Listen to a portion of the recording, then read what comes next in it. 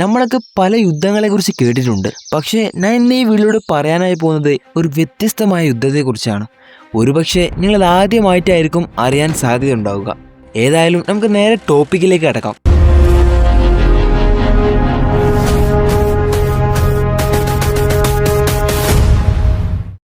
1932 ഒന്നാം ലോക മഹായുദ്ധത്തിന് ശേഷം മടങ്ങിയെത്തിയ ഓസ്ട്രേലിയൻ പട്ടാളക്കാർക്ക് സർക്കാർ ഭൂമി സമ്മതിച്ചു നൽകുകയും അവിടെ അവർക്ക് ഗോതമ്പ് കൃഷി ചെയ്യാനും ഭൂമി നൽകുകയാണ്.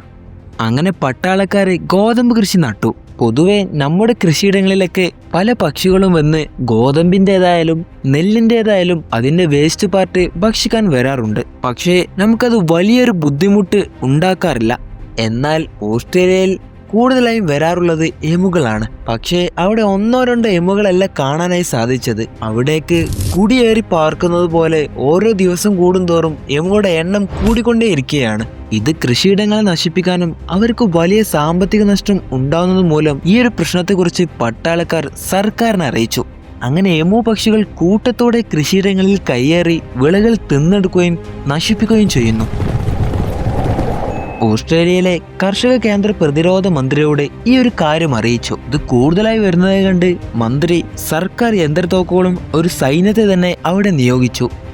പക്ഷേ അതിലൊന്നും ഒതുങ്ങാതെ കൂട്ടത്തോടെ വന്ന് അവർ ആക്രമിക്കാൻ തുടങ്ങി. അതിൽ നിന്നൊക്കെ എമുകൾ രക്ഷപ്പെട്ട് മാറുകയാണ്. ഇങ്ങനെ അവിടുത്തെ സർക്കാർ ഒരു യുദ്ധം തന്നെ ആരംഭിക്കാൻ തീരുമാനിക്കുകയാണ്.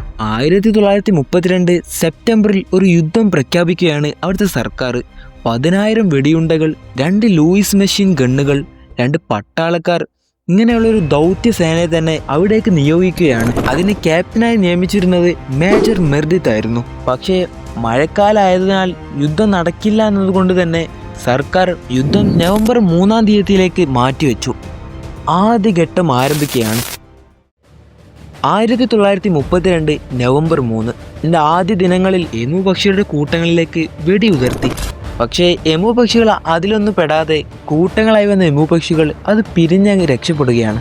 പലയിടങ്ങളിലും മെഷീൻ ഗണ്ണുകളുടെ കാര്യക്ഷമത നഷ്ടപ്പെടുകയും എമു പക്ഷികളെ കൂട്ടത്തോടെ കൊല്ലാനാകാതെ യുദ്ധം ഏകദേശം പരാജയത്തിലേക്കായിരുന്നു പോയിക്കൊണ്ടിരുന്നത്. ഏകദേശം 8 ദിവസം കഴിഞ്ഞപ്പോൾ വെറും 50 മുതൽ 500 പക്ഷികൾ മാത്രം കൊല്ലപ്പെട്ടു. അങ്ങനെ ഓസ്ട്രേലിയൻ സർക്കാർ 2ാം ശ്രമം നടത്തുകയാണ്. അതിലും എമു പക്ഷികളെ തുരത്തി ഓടിക്കാൻ സാധിക്കാതെ സർക്കാർ അതിലും പരാജയപ്പെടുകയാണ്. കുറച്ച് നാളുകൾക്ക് ശേഷം കർഷകർ പിന്നീടും സർക്കാരിനോട് സഹായം വീണ്ടും ആവശ്യപ്പെട്ടു. എന്നാൽ അവിടുത്തെ സർക്കാർ സമാധാന വാഗ്ദാന പദ്ധതി പ്രഖ്യാപിച്ചു. അങ്ങനെ അവിടെ യുദ്ധം മനുഷ്യർക്ക് പരാജയമായി അവസാനിക്കുകയാണ്. ഇന്ന് ലോകത്തിൽ അറിയപ്പെട്ട പക്ഷികൾ വിജയിച്ച യുദ്ധം എന്ന് പറയുന്നത് ഈ ഒരു എമു യുദ്ധമാണ്. അന്ന് അവിടുത്തെ സർക്കാരിന് പോലും അതിൽ വിജയിക്കാൻ സാധിച്ചില്ലെങ്കിൽ അന്ന് അവിടെ ഉണ്ടായിരുന്ന എമുകളുടെ കണക്കുകൾ എത്രയുണ്ടാകുമെന്ന് നമുക്ക് ഊഹിക്കാൻ പോലും സാധിക്കില്ല. എന്താണ് ഈ ഒരു യുദ്ധത്തെക്കുറിച്ച് നിങ്ങൾക്ക് പറയാനുള്ളതെന്ന് കമന്റിൽ അറിയിക്കൂ. വീഡിയോ ഇഷ്ടമായെങ്കിൽ വീഡിയോ ഒന്ന് ലൈക്ക് ചെയ്യാനും ഇതുവരെ നമ്മുടെ ചാനൽ സബ്സ്ക്രൈബ് ചെയ്യാത്തൊരു സുഹൃത്താണെങ്കിൽ ചാനൽ ഒന്ന് സബ്സ്ക്രൈബ് ചെയ്യാനും മറക്കണ്ട.